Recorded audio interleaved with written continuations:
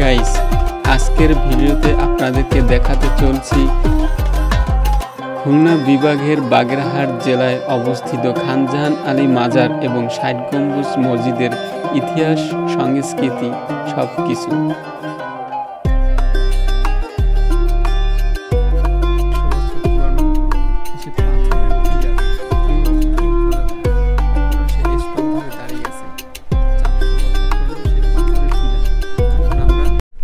আসসালামু আলাইকুম গাইস। তো আপনাদেরকে প্রথম পর্বে দেখেছি করমজল সুন্দরবনের করমজল।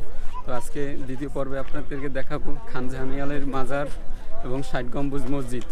তো আমরা এখন যাচ্ছি খানজাহান আলী মাজার এবং ৬০ গম্বুজ মসজিদ, সেগুলো আপনাকে ঘুরে ঘুরে দেখাবো এই দ্বিতীয় পর্বে। এটা হচ্ছে বাগেরহাট সদর আসলেই এই যে আমার সামনে খানজাহান আলীর মাজার শরীফের গেট। খানজাহান আলীর মাজার শরীফের গেট, এখান থেকে ভিতরে মাজার শরীফ দেখতে। তো চলেন যাই দেখি মাজার শরীফ কীরকম দেখতে, আর এর ইতিহাস সব কিছু আপনাদের মাঝে তুলে ধরবো। তো চলেন। তো গাইস, আমরা এখন মাজার দেখতে যাচ্ছি। এই যে রাস্তা দিয়ে হেঁটে হেঁটে মেইন রোড থেকে ঢুকে মাজার রোডে। তো এখন দুপাশে দোকান আছে, বিভিন্ন শোপিসের দোকান আছে, নানান ধরনের জিনিসপত্র বিক্রি করা হয়, আপনার ছেলে এখান থেকে কিনে নিতে পারেন। তো এই যে মামা বাসে উঠতে যে একটা ঘুম দিয়েছে মংলা বন্দর থেকে, আর বাগেরহাট আসে তার ঘুম ভাঙছে, তাও আমি ডাকার পরে। তো আমিও ঘুমাইছি, কারণ রাত্রে অনেক জার্নি হয়েছে, ঘুম হয় না ঠিক মতো। তো ঘুম থেকে উঠে আসছি, উঠে দেখি যে মাজার রোড, এসে পড়ছি বাগেরহাট। তো চা খেয়ে তারপর রওনা দিলাম মাজার দেখতে। দেখি কি আছে মাজারে। আমাদের গ্রুপের সবাই খানজাহান আলী মাজারের সামনে রাজধানী হোটেলে খাওয়া দাওয়া সেরেছি। এটি হলো খানজাহান আলী মাজার শরীফে ঢোকার পথ। ঢোকার পরই দেখতে পারবেন একটি পুকুর। তো পুকুরটি ঘিরে মানুষজন গোসল করতে আসে, পুকুরটির সৌন্দর্য উপভোগ করতেছে। বাট এখানে আমরা কুমিরের কথা বলতেছি, এই পুকুরে নাকি কুমির আছে, বাট কথা বলতে দেরি, বাট কুমিরের আগমন হতে দেরি নেই। সবাই কুমির দেখার জন্য দৌড়ে ছুটে চলছে। তো ক্যামেরায় দেখা যাচ্ছে কিনা জানি না, বাট কুমিরটি খুবই বড় একটি কুমির। তো চলে যাচ্ছে। তো এখন আমরা খানজাহান আলী মাজার শরীফটা দেখব। তো আমি ক্যামেরা নিয়ে ঢুকতে শুরু করছি, বাট ক্যামেরা নাকি অ্যালাউ না। তো এখানে ক্যামেরা নিয়ে ঢোকার পরে বারণ করতেছে যে ভিডিও করা যাবে না, ভিডিও করা যাবে না। তারপর ক্যামেরা নামিয়ে আমি গেছি, তারপর একটু ভিডিও করে নিয়েছি যে মাজার শরীফের ভিতরটা, যে তাদের বারণ করার পরেও আপনাদের দেখানোর জন্য। তো হলো মাজার শরীফ। তো মাজার শরীফ দেখে আমরা দেখতেছি, চারপাশটা ঘুরে আপনাদেরকে দেখাই। তো এই যে সামনে যে মিনারটি দেখতে আছেন, এটি হলো মাজার পট, এটার পিছনে হলো মসজিদ। তো মাজার আর মসজিদ দুটি একসাথে। তো এখানে সমাধিস্থ রয়েছে খানজাহান আলীর মাজার শরীফ ঘিরে এখানে ছোটোখাটো দোকানপাট উঠেছে। আপনারা চাইলে এইসব দোকান থেকে কেনাকাটা করতে পারবেন। চলেন আপনাদেরকে দোকানের ভিতরে নিয়ে দেখাই যে কি আছে।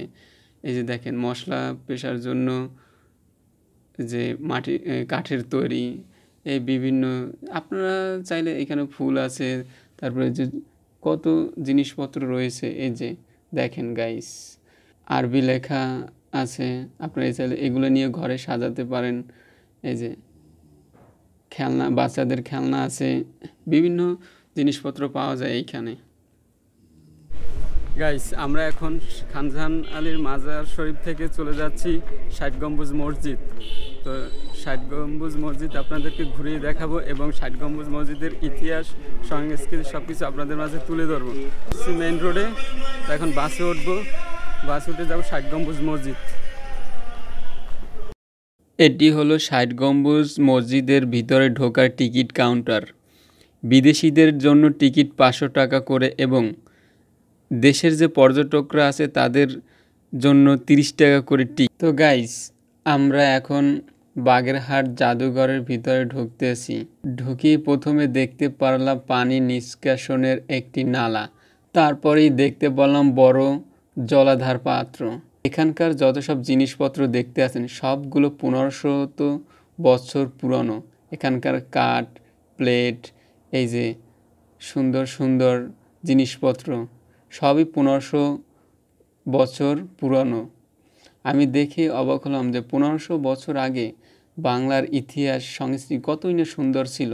এগুলো হলো শিলপাটা, মশলা বাটার জন্য, তখনকার আমলে এগুলো দিয়ে মশলা বাটছিল। তারপরে দেখতে পারেন পাথরের কিছু। খানজাহান আলী যখন এই শহরে এসেছে তখন কালাপাহাড় এবং ধলাপাহাড় নামে 2টি কুমির নিয়ে আসছিল। তো আরেকটি কুমির কী হয়েছে সেটা জানি না, কিন্তু এইখানে কালাপাহাড় কুমিরের ভাস্কর্য তৈরি করে রাখছে। বাট এখানে কুমিরের যে চামড়াটি এটি হলো অরিজিনাল চামড়া কুমিরের। তো চলেন গাইস 60 গম্বুজ মসজিদের ইতিহাস সম্পর্কে কিছু তথ্য জেনে আসি।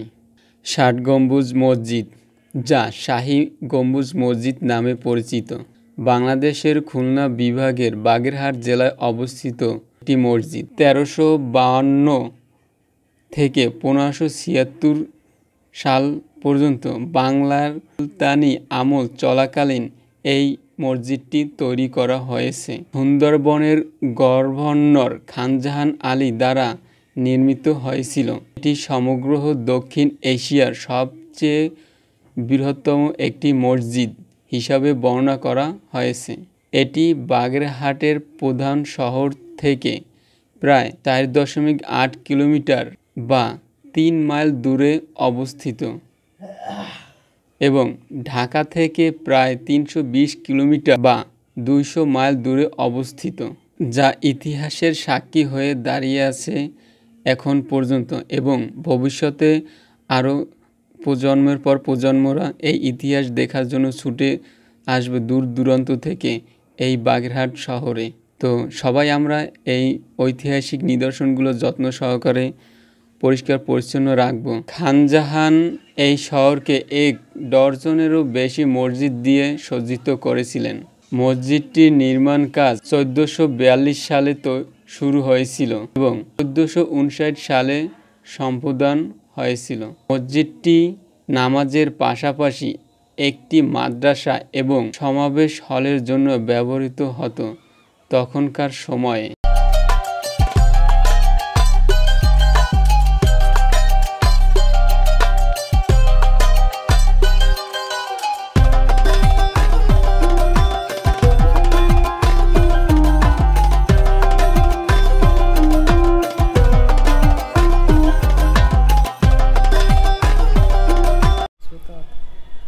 গাইস, আমরা 400 বছর পুরনো মসজিদে আছি এখন বাগেরহাটে। তো আসার পরে আমরা 2 রাকাত নফল নামাজ পড়লাম। তো আসছি, যেহেতু আসার আর কোন সময় সুযোগ হয় বা না হয়, এই জন্য নামাজ পড়ে গেলাম যে এই সৌভাগ্য আর হবে কি না কখনো। তো মামা, তোমার কেমন লাগতেছে এখানে তোমার নামাজ পড়ে?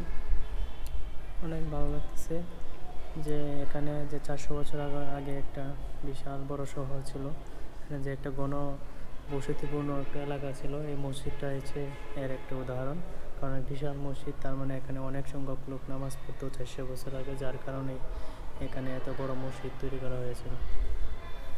এবং স্থাপনা এখনও মানে কি বলবো, অনেক মজবুত।